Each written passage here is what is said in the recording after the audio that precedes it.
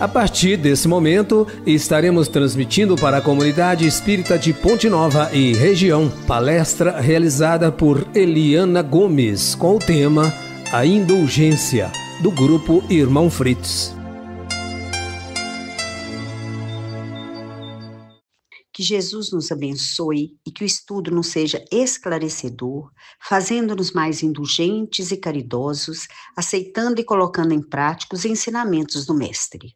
Agradecer essa emissora que nos oportuniza levar a palavra de Jesus a todos que estão nos ouvindo. Assim, o nosso estudo, propriamente dito, a partir de agora, é um chamamento do Evangelho segundo o Espiritismo, o capítulo 10, para nos ensinar a desfazer nossa couraça de impaciência, de intolerância, de pré-julgamento, que ainda fazem parte do nosso dia a dia, trabalhando assim o reconhecimento de nossos defeitos e, por consequente, nossa autoaceitação, e que possamos aprender a viver nosso dia a dia sobre a luz da indulgência.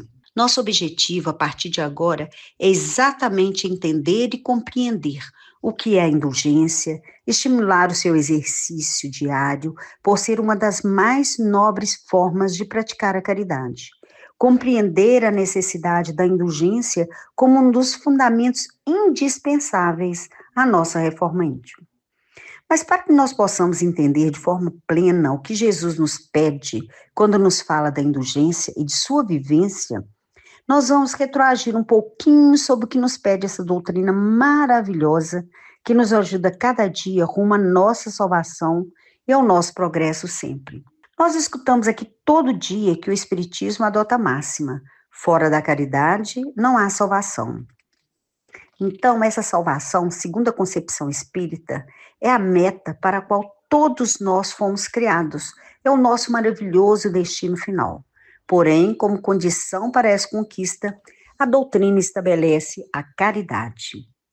Reconhecendo, então, que a nossa salvação é algo com o condão de afastar o sofrimento e produzir felicidade e plenitude, todos nós vamos ter o maior interesse em entender a caridade, mas, sobretudo, praticá-la. Para que nós possamos nos situar e o objetivo de melhor entender o conceito de caridade, na questão 886 do Livro dos Espíritos, Kardec indaga a espiritualidade qual o verdadeiro sentido dessa palavra, segundo a entendia Jesus. E ele obtém a seguinte resposta: caridade é benevolência para com todos, indulgência para as imperfeições dos outros e perdão das ofensas. Como podemos ver, a caridade é composta pela tríade de virtudes: benevolência, indulgência e perdão. Então, hoje estamos aqui para conversar sobre a indulgência.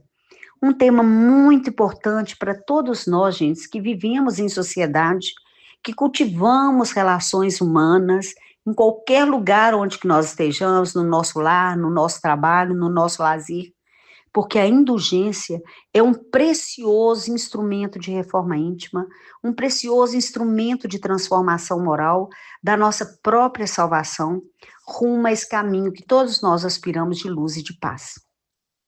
Mas o que é indulgência? Segundo o Evangelho segundo o Espiritismo, capítulo 10, itens 16 a 18, olha que lindo, gente. A indulgência implica em fazer um juízo suave das falhas morais alheias. É o perdão com bondade, sem humilhar os nossos semelhantes. É o perdão que é concedido com a consciência de que, igual ao nosso próximo, nós também somos imperfeitos. E que por isso mesmo, embora saibamos que os nossos irmãos têm defeitos, nós possamos enxergar também as virtudes que eles possuem, porque ninguém é completamente mau. Todos têm alguma coisa de bom. Assim, a indulgência é o perdão sem expor o irmão, é perdoar sem impor condições, é o perdão com bondade incondicional, que não ridiculariza, pois Jesus, em toda a sua pregação, sempre nos pediu: amai-vos. E quando Jesus nos pede amai-vos, Pedro reafirma: o amor tudo perdoa. Logo, quem ama sempre é doce no perdoar, em não estipular as farpas, os desentendimentos, o desamor, em sempre mostrar ao seu semelhante, ao seu irmão de caminhada, novamente a estrada do reencontro, a estrada do perdão, pois a indulgência nunca faz observações chocantes, nem traz censura nos lábios, mas apenas conselhos. E todo esse estudo sobre indulgência nos alerta de uma forma muito forte sobre a necessidade de trabalharmos o perdão. Perdão para os erros dos outros, mas, sobretudo, para os nossos erros. Para que, ao pedir a Deus perdão, possamos sempre pensar na possibilidade de não cairmos novamente em tentação. Lembremos do Pai Nosso, de ver todas as nossas falhas e a sua dimensão, em detrimento de ficar apontando o dedo para os defeitos dos nossos semelhantes. Porque a caridade conosco mesmo é também a prática da caridade para com o próximo.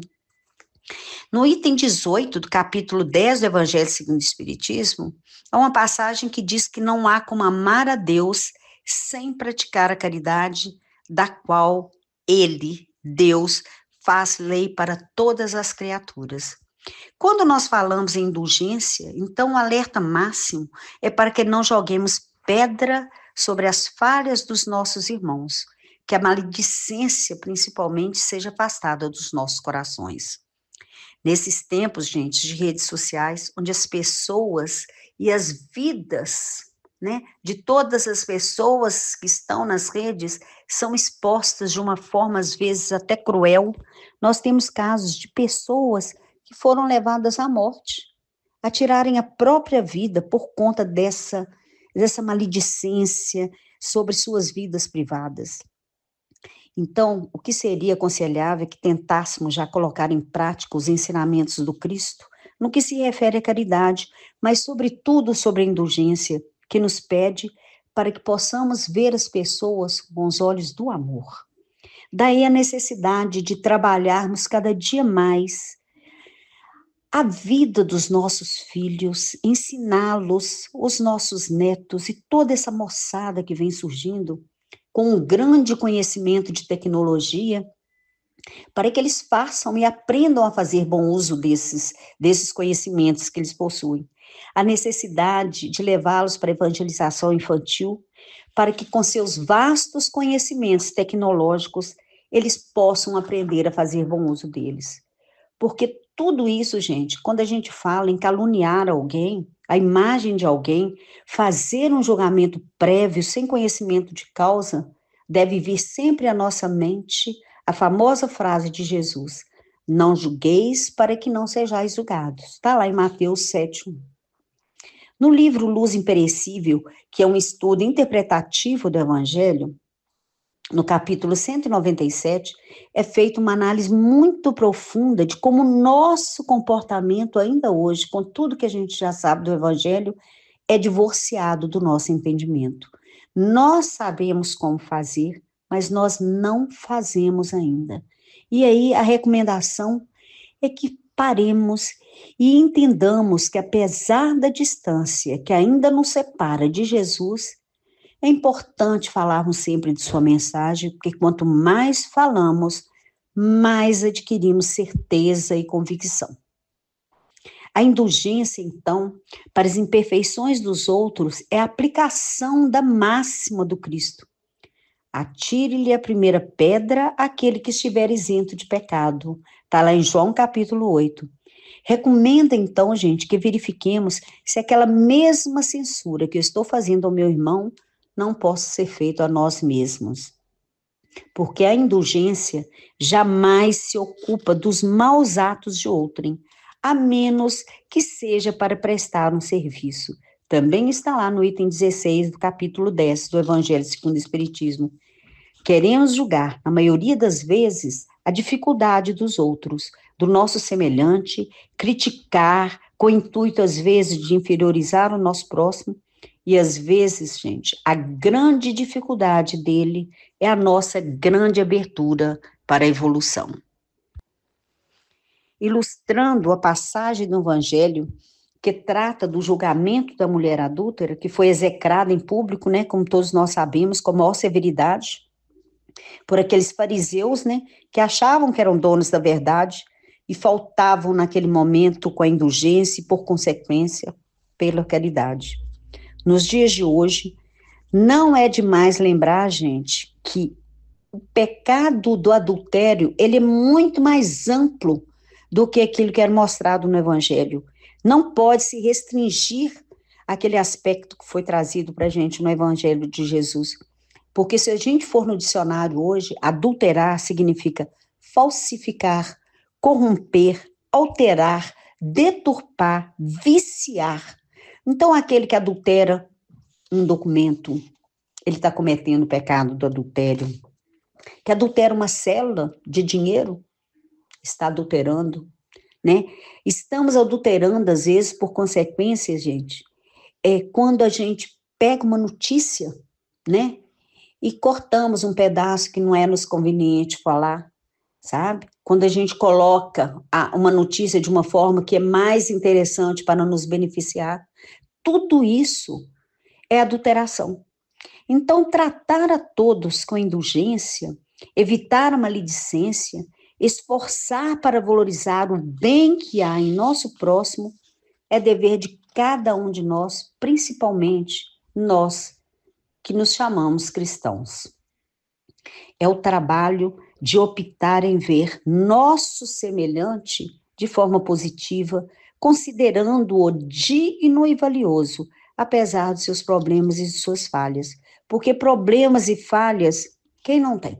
Então, essa recomendação de ver com os olhos do coração é quase como uma medida de prudência, visto que Jesus, lá em Mateus 7,2, nos afirmou que cada um será medido com a medida que aplicar aos outros. Assim, essa lei divina tem que estar escrita na consciência de cada um de nós, que devemos funcionar, sim, como juízes da nossa própria conduta, porque quem se habitua a analisar severamente os erros dos próximos se torna um juiz muito implacável. E quando chegar a nossa hora de prestar contas, nós seremos medidos exatamente com a mesma medida que medirmos os nossos irmãos. No item 17 do capítulo 10, tem uma passagem que nos diz o seguinte: sede indulgentes com as falhas alheias, quaisquer que elas sejam. Não julgueis com severidade, senão as vossas próprias ações, e o Senhor usará de indulgência para convosco, como de indulgência houverdes usado para com os outros. Então, para sermos indulgentes, é preciso que saibamos principalmente sobre o perdão. Porque nós, habitualmente, consideramos a necessidade do perdão apenas quando nós somos alvejados por ofensas. E queremos sempre que o ofensor nos peça desculpa, para que nós possamos, exercitar o perdão. Mas a doutrina espírita nos ensina que o perdão é uma ciência indispensável ao nosso equilíbrio e tão imprescindível à nossa vida quanto o ar que respiramos. E quando nós falamos de perdão, nós não precisamos pensar só nos prejuízos, nos insultos, que a gente recebe, não. Mas pense bem, gente, suportar com paciência, esquecer completamente todas as pequeninas injustiças que nós recebemos no nosso dia a dia, a observação maliciosa, a brincadeira de mau gosto, uma pergunta sem resposta, às vezes uma gentileza recusada a favor do esquecido, o gesto áspero, a voz agressiva, a acusação injusta, o mau humor sem motivo no trato com as pessoas, o comentário maledicente, tudo isso é passível de perdão. Então, nós não podemos nos iludir em matéria de indulgência, pois tudo isso que acabamos de mencionar, gente, nos ocorre todo momento. Por isso que o perdão não é para ser aplicado somente nos grandes erros morais, mas como todos somos suscetíveis de cometer esses erros, o perdão recomendado no exercício da indulgência é serviço que deva ser praticado a todo instante, assim como nós recebemos ofensas também somos ofensores. Então, ninguém deve ter um olhar muito severo sobre as fraquezas dos outros, porque nós também praticamos fraqueza o tempo todo. E aí o ideal é que começássemos a praticar mesmo, a ter um olhar mais generoso sobre as faltas morais alheias, né? Seria até uma medida de autopreservação. Neste mesmo capítulo do Evangelho, no item 16, José, um espírito protetor, nos fala a respeito da indulgência. E ele nos diz que a indulgência não vê os defeitos de outrem, mas se os vê, evita falar deles, ao contrário, oculta-os. Se aqueles que gostam de praticar a maledicência os descobre, ou encontra uma desculpa plausível e séria para esses defeitos dos nossos irmãos. Assim como nos é ensinado, este é o pedido para que possamos ver nossos irmãos através de suas qualidades, jamais pelas suas falhas. A indulgência é um sentimento doce e fraternal que todo homem deve lutar para ter para com seu irmão, porque a doçura nos remete à ideia de sabor agradável. O sentimento da indulgência é suave, saboroso, tranquilizador e fraterno, próprio de irmãos, de seres que se gostam, que se sentem ligados, nada tem de amargor e de ásperas reprimendas. E no último parágrafo, nosso irmão espiritual fecha com a mensagem: sede indulgentes, meus irmãos, sede indulgentes, meus amigos, porque a indulgência atrai, acalma, ergue, ao passo que o rigor desanima, afasta e irrita. E tudo isso é uma grande verdade, pois a gente vivencia essa situação praticamente todos os dias, com nossos familiares, nossos companheiros de trabalho, porque ninguém aprecia ficar perto de uma pessoa muito severa, muito brava, muito brusca, que só percebe e valoriza os defeitos dos outros. A indulgência também sacia a sede de compreensão e acalma o coração.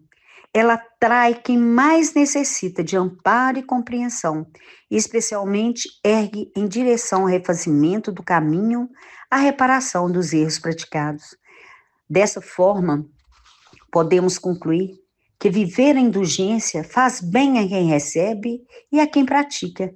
É a verdadeira expressão da lei de causa e efeito. Porque a indulgência, gente, é uma disposição da alma de ser semelhante ao Cristo ao encarar amigos, inimigos, desprezados e pecadores da mesma forma. É uma manifestação da nossa conduta no bem, porque o indulgente usa de bondade ao julgar os outros, procura o melhor, não o pior de cada um.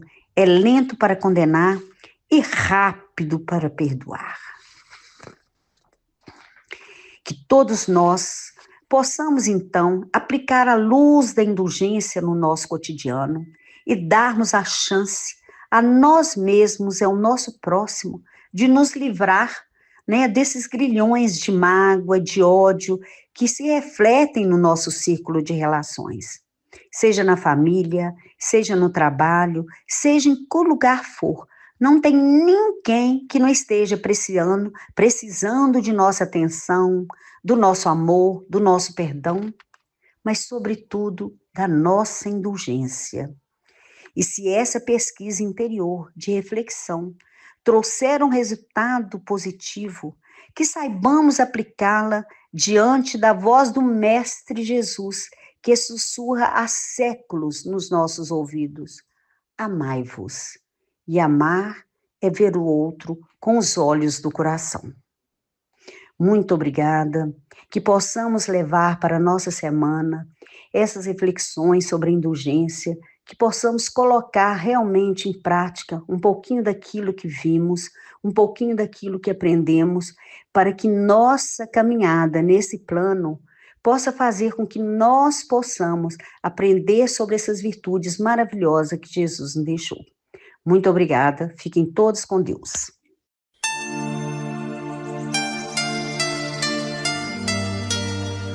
Termina aqui a palestra do grupo Irmão Fritz. Boa noite.